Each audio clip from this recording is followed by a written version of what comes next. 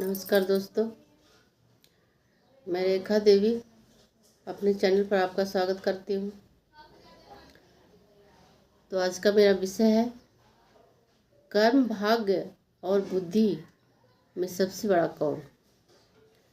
तो हाँ दोस्तों, इसे मैं एक अपने कहानी के जरिए आप लोगों को बताऊंगी कि किसका होना सबसे ज़रूरी है जीवन में। तो ये तीनों जो हुए, कर्म, मेहनत, कर्म, भाग्य और बुद्धि, तीनों कहीं जा रहे थे और तीनों आपस में बहस करते हुए जा रहे थे कि मैं बड़ा तो मैं बड़ा, नहीं मैं बड़ा, नहीं मैं बड़ा। इसी तरह तीनों बहस करते जा रहे थे।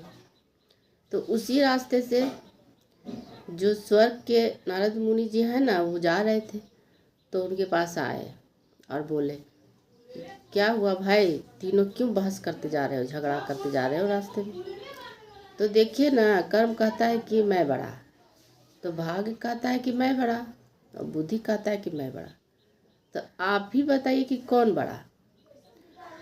तो इस पर नारद मुनि जब हुए, वो बोले कि इसके लिए तुम तीनों को परीक्षा देनी होगी और जो पास होगा उसी को बड़ा माना जाएगा, और जिसके रहने से वो इंसान ज़्यादा सफल होता है उसी को बड़ा माना जाएगा।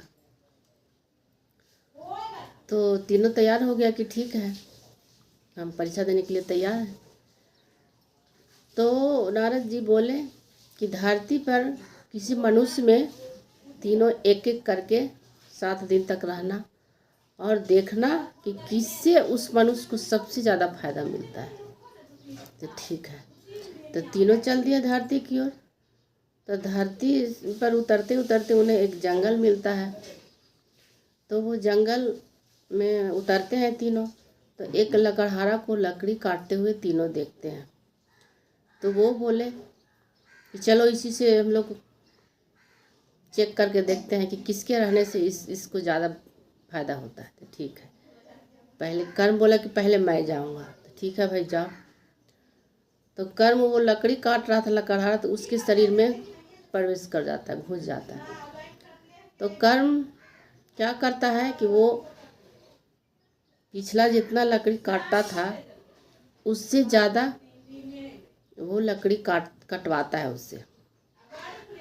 और फिर जब बेचने की बारी आती है तो उस लकड़हारा से उतना सारा लकड़ियाँ नहीं जा पाता है।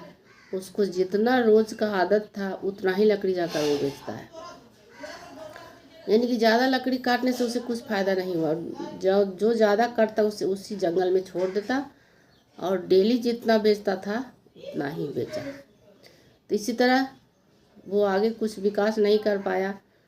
और बात था कि 7 दिन सभी को रहना है उसके शरीर में। तो जब 7 दिन पूरे हुए तो कर्म उसके शरीर से बाहर हो गया। उसके बाद भाग्य की बारी थी। तो भाग्य उसके शरीर में घुसता है।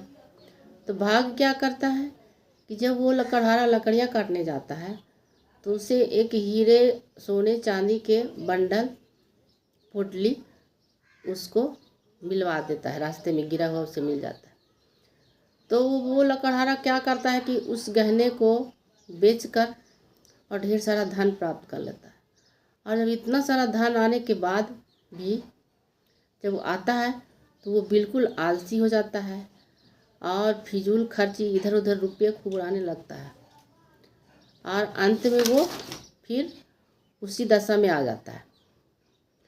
तो इस तरह 7 दिन बीतने पर भाग्य भी उसके शरीर से निकल जाता है। फिर बारी आई बुद्धि की। तो बुद्धि उसके शरीर में घुसता है। तो उसके शरीर में घुसते के साथ उसके दिमाग पर बुद्धि कब्जा कर लेता है और लकड़ियाँ काटने के लिए जब लकड़हारा शुरू करता है तो अन्य दिनों की अपेक्षा वो ज़्यादा लकड़ी काटता है और ज़्यादा लकड़ी काटता है। लेकिन इस बार क्या करता है कि उसकी बुद्धि, उसका दिमाग काम कर रहा था। तो वो पूरे बंडल को बांध लेता है जितना भी लकड़ी काटा और किसी तरह खिसटते पिसटते करके और शहर में बेच आता है। तो अन्य दिनों की अपेक्षा उसे ज़्यादा रुपये मिलती है। तो वो सोचता है क्योंकि दिमाग पर उसकी बुद्धि घुसा हुआ था। कहता है कि एक कुल्हाड़ी से जब हम इतना लकड़ी काटें तो 2 कुल्हाड़ी रहेगा तो और भी ज़्यादा लकड़ियाँ काटूँगा, और जब और भी लकड़ियाँ काटूँगा तो मेरे पास पैसे ज़्यादा होंगे। तो उस पैसे से वह 2 कुल्हाड़ी खरीद लेता है, एक पहले से था और एक और खरीद लेता है। और उसके बाद वो 2 कुल्हाड़ी से एक जब काटते काटते उसका धार कम हो जाता तो फिर दूसरा कुल्हाड़ी से काटता। इस तरह ज़्यादा लकड़ियाँ कल की अपेक्षा और ज़्यादा काटा, फिर परसों और ज़्यादा काटा। उसके बाद इसी तरह 7 दिन में वह बहुत सारा लकड़ियाँ काटता है और बहुत सारे पैसे उसके पास आ जाते हैं। तो इस तरह बुद्धि उसका विकास करता है और वो एक दिन बहुत पैसे वाले आदमी की गिनती में आ जाता है। उसके बाद 7 दिन के बाद बुद्धि उसके शरीर से निकल जाता है। अब नारद जी के पास तीनों गए, बोले कि कौन बड़ा हुआ। तो अरे भाई, ये तो तुम लोग को पता ही चल रहा होगा कि किसके जाने से ज़्यादा विकास हुआ। तो इसमें तो बुद्धि सर्वश्रेष्ठ हुआ। तो जिसके पास बुद्धि है उसके पास कर्म हो या भाग्य हो, अपने आप थोड़ा चला जाता है। अंत में मैं यही कहूँगी दोस्तों